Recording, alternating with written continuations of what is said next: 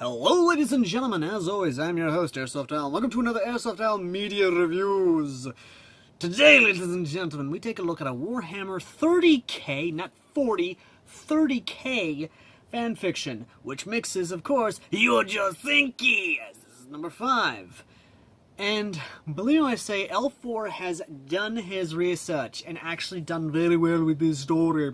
Yes. Because this story is basically Tanya as Lehman Russ, as in a Primarch. But in this case, since it's not a guy, it's a girl who is Lehman Russ. And if I'm going to be honest here, it's really good. It's legitimately good. Like, the best way I can describe this is that this is a fun story. And for those of you who don't know who Lehman Russ is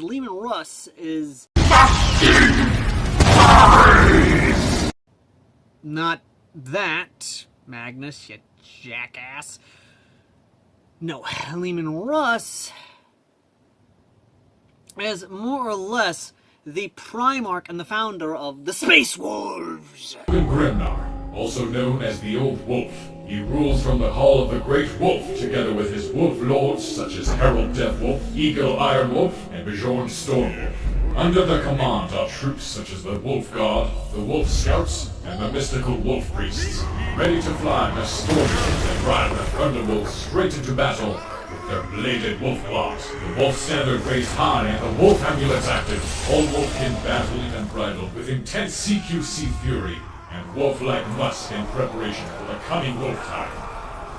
All I got out of that was wolf, wolf, wolf, wolf, wolf, wolf, wolf, wolf, wolf, wolf, wolf, wolf, wolf. The Space Wolves, who are, if I'm gonna be honest, the only decent fucking Warhammer 40k unit and chapter in the whole goddamn galaxy, who actually are trying to do good for the people and by the people. And if I'm gonna be honest, if I want someone to pull a coup in the Empire of Man, in the Imperium of Man, I want it to be the Space Wolves. I'm gonna be fucking honest. If I want someone to completely decimate and destroy the Inquisition, I want it to be the Space Wolves. I'm not joking on that. But here's the thing, though.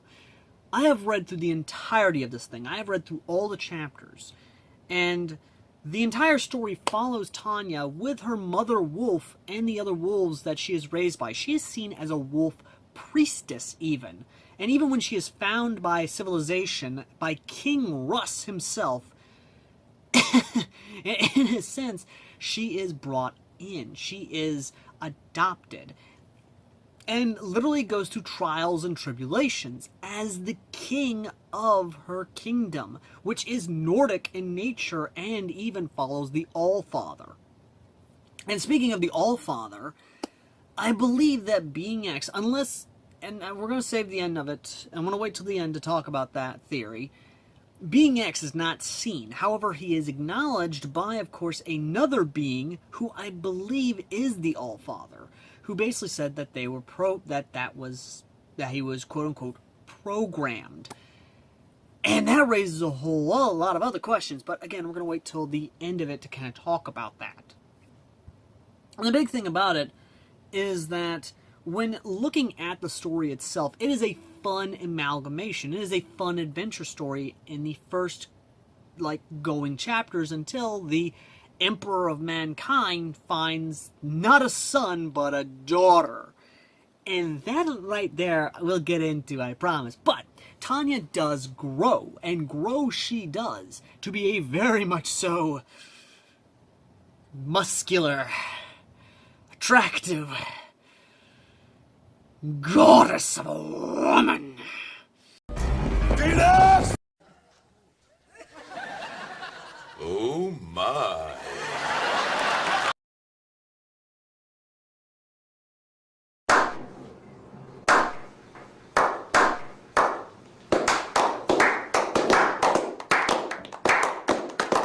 I'm not joking when I said the way the author described her, if he wanted to, he could have a lot of fun if he wanted to throw in some sex scenes. Although he has alluded that she does enjoy the company of some very fine maidens. And even some local lords who try to have their daughters be a part of her ever-growing harem. And I'll be honest, I would not mind that. But the big thing, though, is when the Emperor of Mankind shows up. Not the God Emperor of Mankind. He never claimed to be a god. When the Emperor of Mankind shows up, Big E, he is rightfully pissed. He's basically pissed that someone or something has messed with his grand design of basically giving him a daughter instead of a son. The Adeptus Asgardians can only contain males. No girls allowed. They are yucky. Yes, we know, Big E. Shut the fuck up. And I will admit this now. I like this idea. The Primarchs have been that. The Primarch sons. We've never even thought of the idea of daughters. However, Shadow Trooper 2 with his, rather erotic adventures is, the erotic, version of the Great Crusade is, yeah. I'll take your entire stock! Moving away from getting this video demonetized any more than it may very well already be demonetized, let's just say right now that it is a very good story. And the conversation between between Big E and Tanya is one that's actually really cool, because the Emperor likes that she is a reincarnation, and even likes that she has a past military experience. And that's all we see of that, or at least in my mindset, he's happy that this person actually is able to think and has a grand military thought process, has this thought process of a military mindset, essentially. And again, it's like there's a lot going on there. Now, the huge thing that is really fun is that Tanya is not some, oh, I'm just going to be towed by the nose, follow you wherever you want to go. No, she is a salaryman and a veteran of the Great War, all in one. She is not a blind follower. I couldn't make this shit up. I couldn't make this shit up if I tried. I'm sad that I lack the talent to make this shit up. She is negotiating, which the next chapter we're probably going to see her negotiate some very legal stuff and make sure that her people are taken care of, make sure that her people are first and foremost concerned, and basically see what this supposed Grand Crusade is all about. This Grand Crusade nonsense. And see exactly where her Saga is going to take her. Which, I'm going to say this now. There's a lot that can be done with this in terms of comedy, because as soon as Horus, our big red chicken wing boy himself, sees his sister, instead of, and in my opinion, this is where, things could diverge a bit. Instead of, not Horus, my bad, Magnus. I meant Magnus. I know everyone's probably correcting me by this point in time, but in a basic sense, Tanya could basically make sure that the Horus heresy never happens, or at least help divert a lot of it. Or maybe even make it to where Magnus isn't the one who does it, and in a sense, herself remind Big E to put in probably implement some redundancies. So that way, if anything ever happened to him and he ended up on a golden throne, being the corpse emperor, something can be done. Even her herself could probably prevent a lot of the stupidity that does happen in Warhammer 40k, which has been expressed by Big E throughout the entirety of his time on the Golden Throne with his text-to-speech device.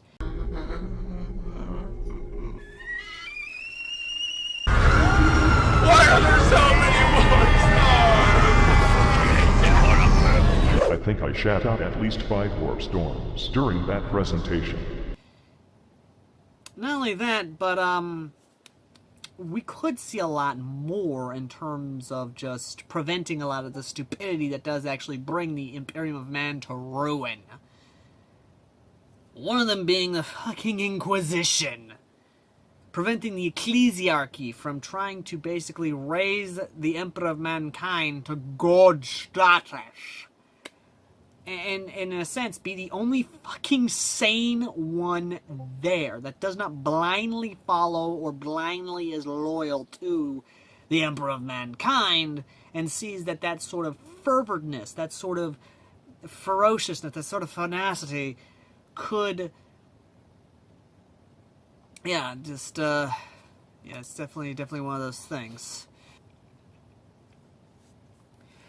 Or really anything of that nature. Basically, the way L4 could do this is he could use Tanya as a sort of anchor to make sure that things do not go as crazy as they can be. And again, if he ever wanted to, he could basically mess with Tanya's genetics and have her basically pull a Bible Black and be able to have the meat and 2 veg just kind of pop out so she can, you know, produce some offspring. I don't like where this is going. From her superior genetics. No. Think of Saga of the Runt, or, you know, the what if Tanya was Lehman Russ? Or would this be Tanya Russ? A Fim Russ? It's honestly good. It's legitimately good. It is both faithful and doesn't take itself too seriously at the same time. This fanfiction is one that I would recommend to those who don't take Warhammer 40k super serial, but do know the lore and do love having fun with it or making fun of it. And again, it's legitimately good. And to those of you snowflakes and lefties who are probably watching this and automatically saying, "Puh, she's going to make it a fascist dystopia." Excuse me, the fuck did you just say? Newsflash, dumbass. Tanya, libertarian. Excuse me, what? Seriously, look up her wiki page. Libertarian, not fascist.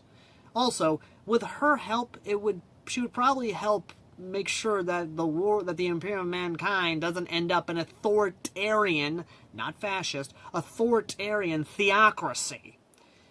But, again, what do you expect from people who can't exactly tell the difference between World War I and World War II? Either way, though, thank you all very much for watching. As always, I've been AirsoftAL, and with tomorrow being May the 4th, or at least with May the 4th be with you coming up, depending on when this video comes out, I'm going to be covering L4's other Yojo Senki fanfiction of Princess of Mandalore, where Tanya the Gurchef is in fact a royal of Mandalore.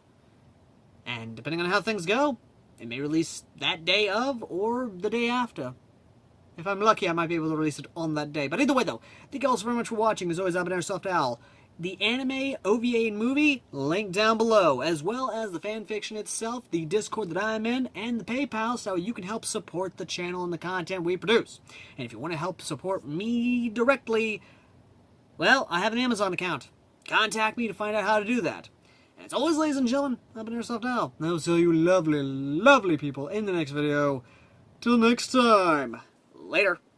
Looking for that perfect game for your gaming console? Video Game Corner is the largest independently owned video gaming store in North Mississippi, located at 1519 Highway 72 in Corinth.